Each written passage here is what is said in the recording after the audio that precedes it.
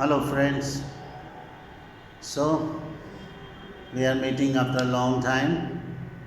અને આજે આપણે આપણી ટેક્સ્ટબુકના લેસન્સ આગળ ચલાવીએ. આ કોરોના કાળમાં આપણને ઘણું બધું શીખવા મળી રહ્યું છે. તો હવે વિડીયો લેક્ચર્સ બી આપણા માટે આમ વાત થઈ ગયા છે. તો આપણે એની મદદથી જે શીખીશું એ દિલ દઈને ભણીશું.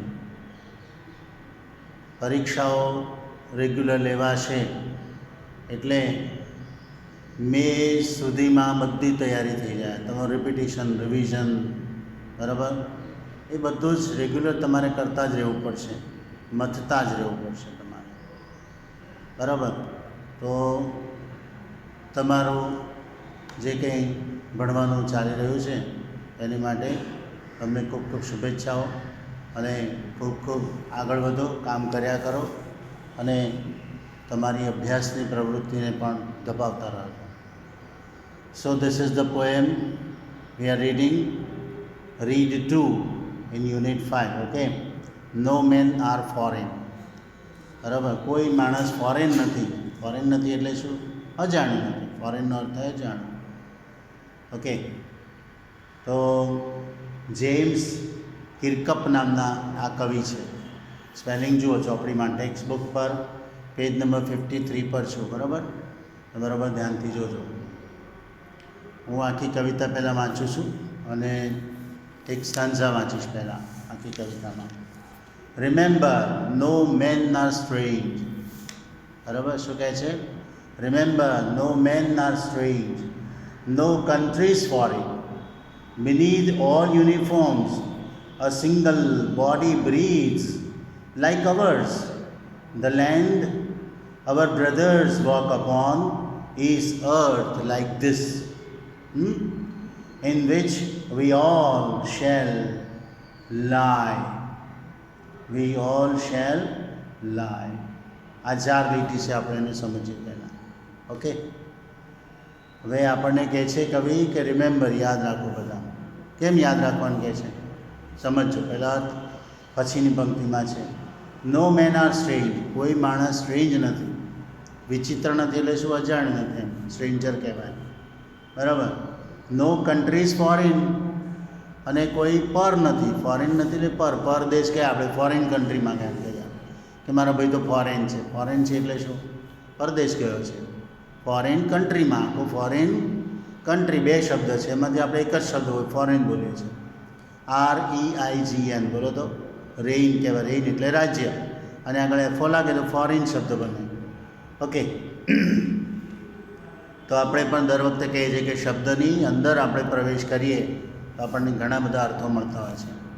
તો આ અંદર પ્રવેશવાની વાત છે. કવિતા એ જ આપણને સમજાવે છે.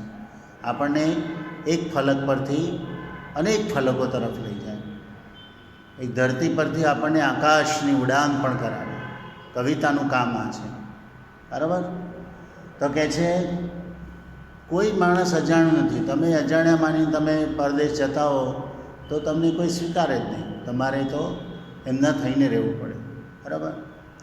બિનીથ ઓલ યુનિફોર્મ્સ, બધાના યુનિફોર્મ અલગ અલગ છે. અને બિનીથ એટલે નીચે, એ બધા યુનિફોર્મની અંદર. આપણે દાખલે કે યુનિફોર્મ પહેર્યો હોય એની અંદર શરીર તો બધાને એક સરખા જ છે, એક જ છે, બરાબર. અ સિંગલ બોડી બ્રીથ્સ, એક સિંગલ બોડી છે. બોડી બધાનું શરીર એક જ છે અને બ્રીથ કરી રહ્યું છે, શ્વાસ લઈ રહ્યું છે. સ્પેલિંગ જોજો બરાબર. બ્રીથનો BREATHE, બ્રીથ એટલે શ્વાસ લેવો, બરાબર. અને એ બ્રેથનું નામ ક્રિયાપદ છે. BREATH, એનો ઉચ્ચાર થાય બ્રેથ. એને પાછળ ઈ લાગ્યો તો ઉચ્ચાર બદલાઈ ગયો. બરાબર ધ્યાન આપજો. ભલભલાને ભૂલો થાય છે એમાં. તો બ્રેથલેસ બની ગયો એટલે શું? એનો શ્વાસ અટકી ગયો, બ્રેથલેસ. તમે ખૂબ જ ઊંચે પહાડી પર ચડતા હો અને શ્વાસ તમારો બરાબર છે બહુ ધમણની જેમ ચાલતો, એને બ્રેથલેસ બની ગયા એમ કહેવાય, બરાબર. તો એ બ્રીથલેસ ના કહેવાય. અને બ્રીથને બ્રીથ જ ઉચ્ચાર કરે, BREATHE, બરાબર. અને એસ શાનો લાગ્યો? ત્રીજો પુરુષ એક વચન. વ્યાકરણ બી આવી ગયું આમાં, બરાબર. લાઈક અવર્સ, આપણા જેવું જ છે એમનું પણ શરીર. The land our brothers will walk upon.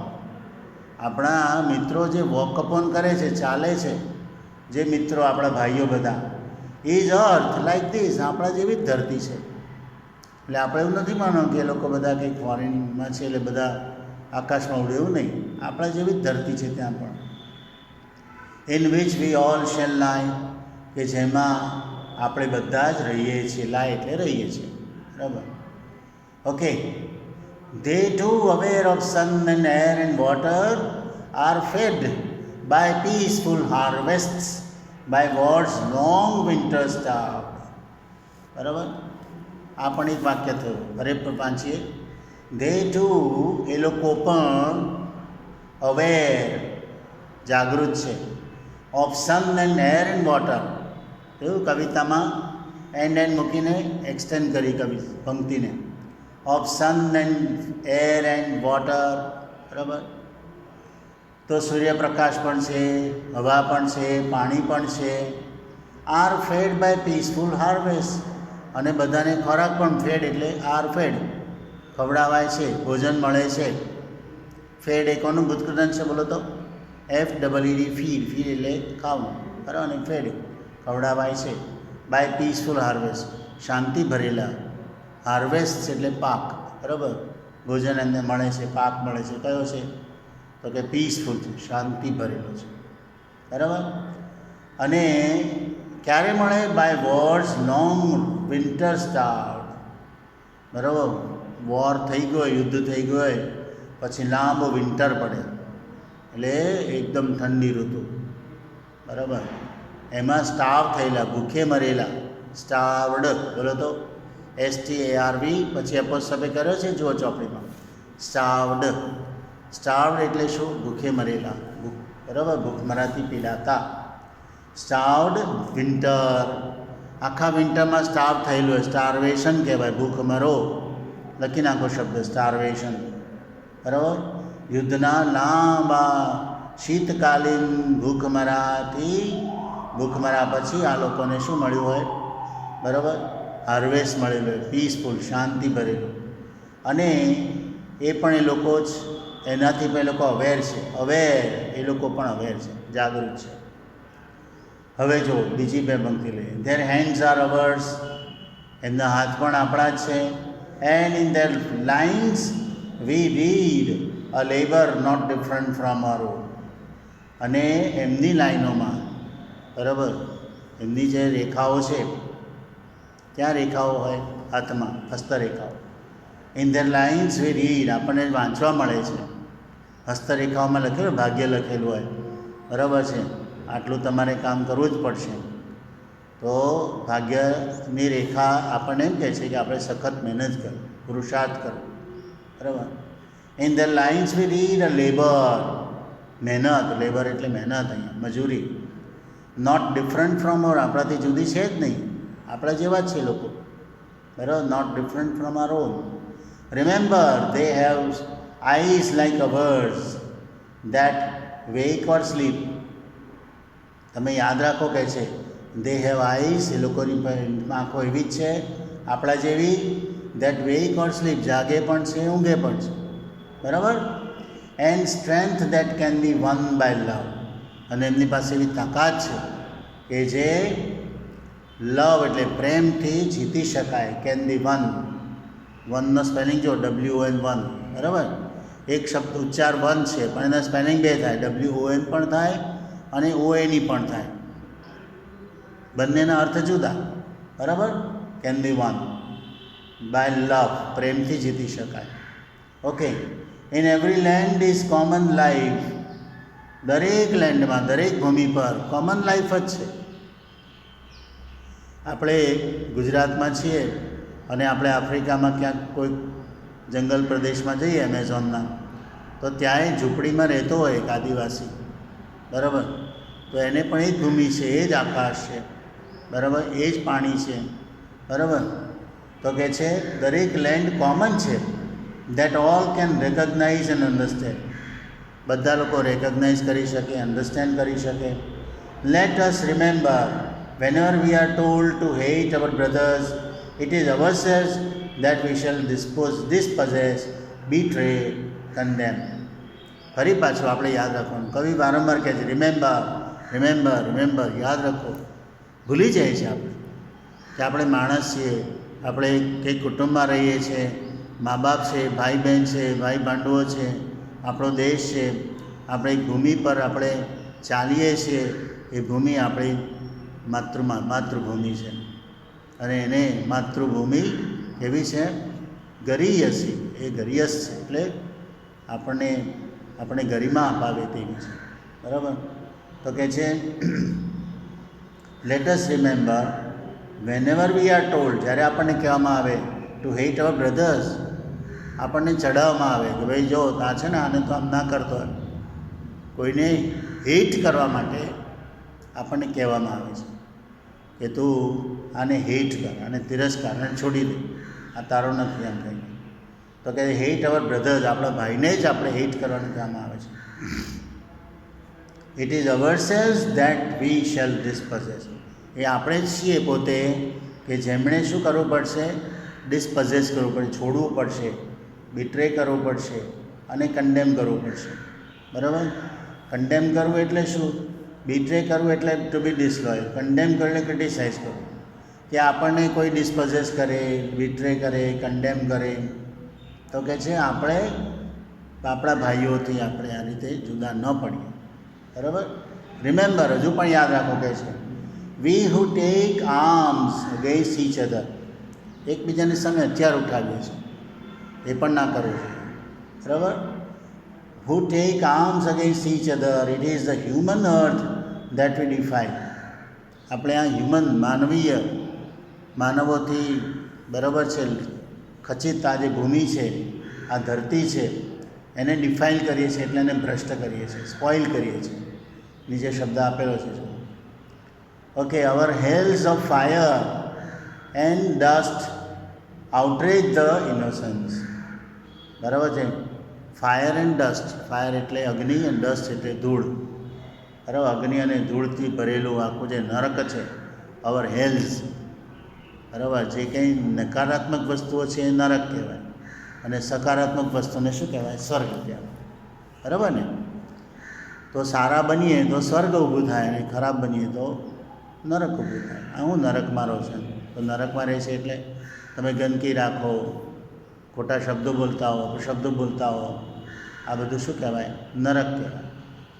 Hour hells of fire and dust outrage the innocence. બરાબર? આપણે ઇનોસન્સ એટલે આપણી જે શું કહેવાય નિર્દોષતા છે એને વાયોલેટ કરે છે. આઉટરેજ કરે છે એટલે વાયોલેટ, ભ્રષ્ટ કરે છે. બરાબર છે?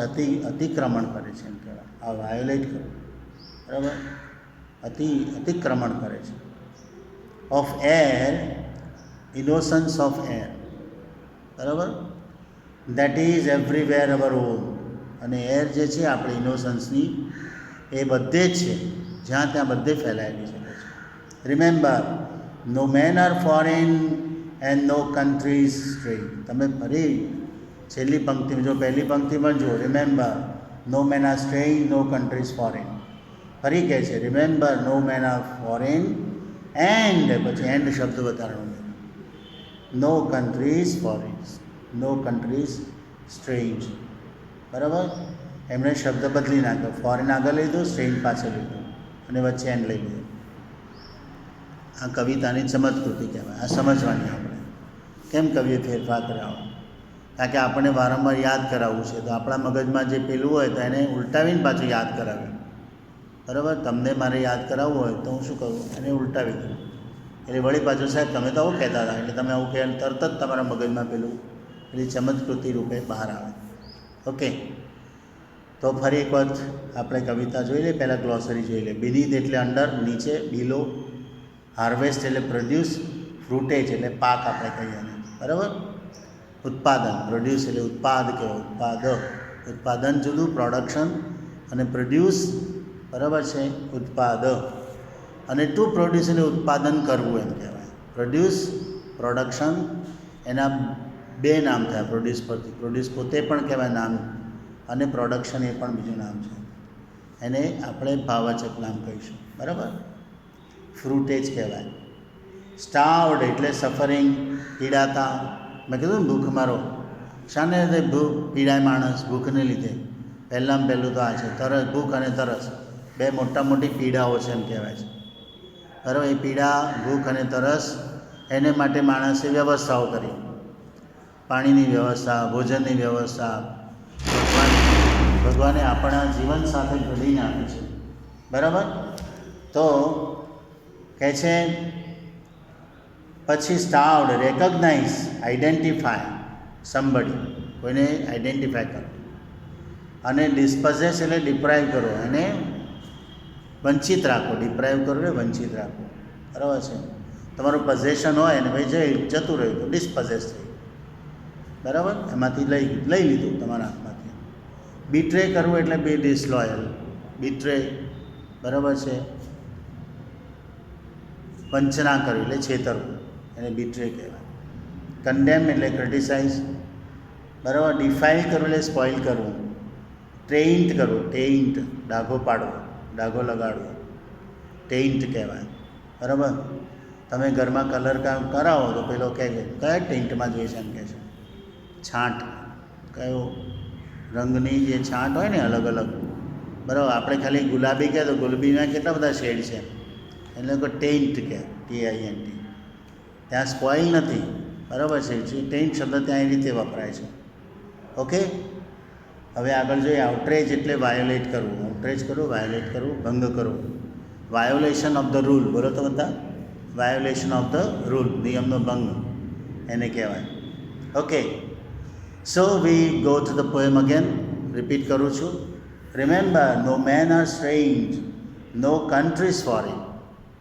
માણસો કે દેશો આપણે જુદા પાડી દઈએ છીએ, ભાગ પાડ્યા. ધરતી બાંટી, સાગર બાંટા, મત બાંટો ઇન્સાન કો, એમ કીધું કવિએ તો. બરાબર? તમે ધરતીના ટુકડા કર્યા, સાગરને પણ ટુકડા કર્યા, આ પ્રશાંત મહાસાગર, આ અરબ સાગર, નામ પાડ્યા તમે. દુર્યો તો એક જ છે આખી ધરતી પર. તો ભાગ કોણે પાડ્યા? માણસે. પછી એને નામ પાડ્યું કે આ પ્રશાંત મહાસાગર, આટલો ભાગ આમ કહેવાય. તો માણસ તો બધું તોડવા જ બેઠો છે, ભાગ કરવા જ બેઠો છે. તો કે છે પણ નો કન્ટ્રીઝ આર ફોરેન. કોઈ કંઈ દેશ પરદેશ છે જ નહીં, ફોર છે જ નહીં.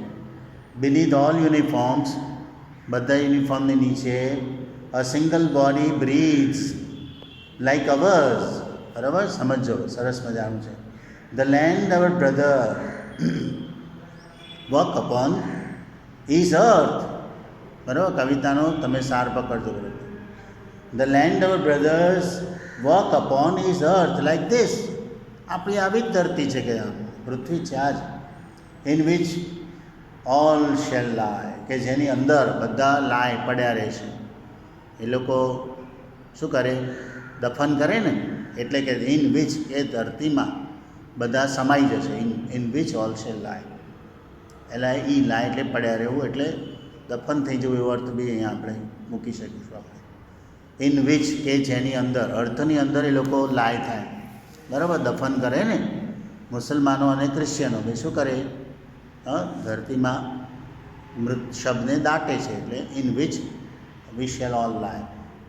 They too, aware of sun and air and water, are fed by peaceful harvest. બધાને ભોજન મળે છે હાર્વેસ્ટનો, પાકનો. by war's long winter starve. યુદ્ધ પછીની જે શાંતિ હોય એમાં એ લોકોને ભોજન પણ મળે છે કે છે. લોંગ વિન્ટર, વોરનું જે લોંગ વિન્ટર પડે. એ લોકો વિન્ટર, એમની ઋતુ કેવી હોય ઠંડા પ્રદેશોમાં? તો વિન્ટર એટલે એકદમ -ડિગ્રીમાં, એકદમ માઇનસથી જબરદસ્ત નીચે ઉતરી જાય, તારો બગડીને. Okay, long winter. વોર થાય, યુદ્ધ થાય એટલે લોંગ વિન્ટર પડે. કોઈને ખાવા પીવાય ના મળે ને આજુબાજુ મળદા જ હોય. બરાબર? એમાં સ્ટાર્વેશન આવે. સ્ટાર્વડ એટલે અહીંયા શું કીધું? અહીંયા આપણે ભૂખમરો. અહીંયા કે સફરિંગ, પીડાઓ બધી. Winter, starve, suffering. Their hands are ours, એમના હાથ પણ આપણા જ છે. અને એમાં જે લાઈનો હોય, એની ધ લાઇન્સ, બરાબર? હાથમાં જે લાઈનો, રેખાઓ હોય, તે આપણે વાંચીએ છીએ. We read labour not different from our on.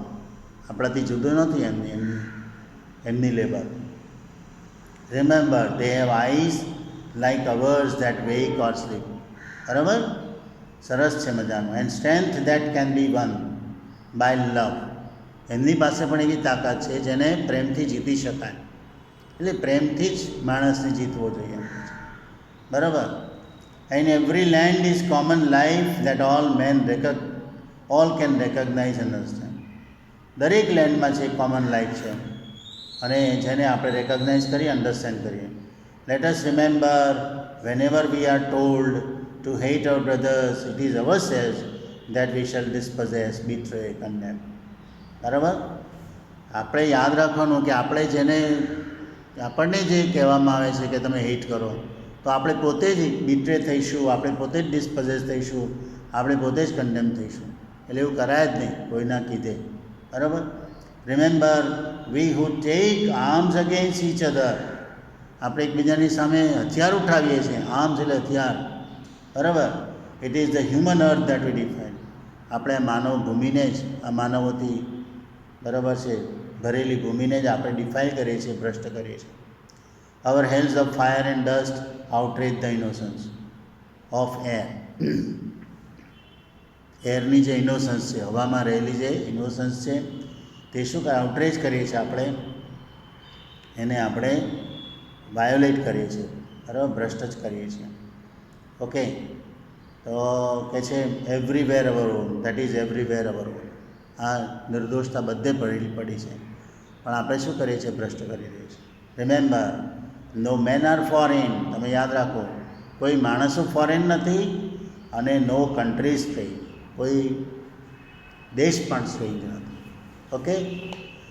સો આમાંથી જે એક્સરસાઇઝ છે C24 એ તમે લખી નાખજો. ક્વેશ્ચન આન્સર્સ છે. પરીક્ષામાં અમે જુદા પૂછીએ છીએ, પણ આ તૈયારી કરી દો. વોકેબ્યુલરી આપેલી છે, વિચ બિહેવિયર ઓફ એન્ડ્સ. બરાબર. એટલે બંને પાર્ટની છે. આગળ જે યુનિટ થઈ ગયો, યુનિટ ગેન્ટવાળો, એ બંનેનું ભેગું જ છે આમાં. એટલે બરાબર ધ્યાનથી તમે જોજો. જ્યાં બી જરૂર પડે, બરાબર છે, મને મેસેજ કરજો, તો હું તમને હેલ્પ કરીશ. બરાબર. So that's all for today. Thank you. Have a nice day. All the best, everybody.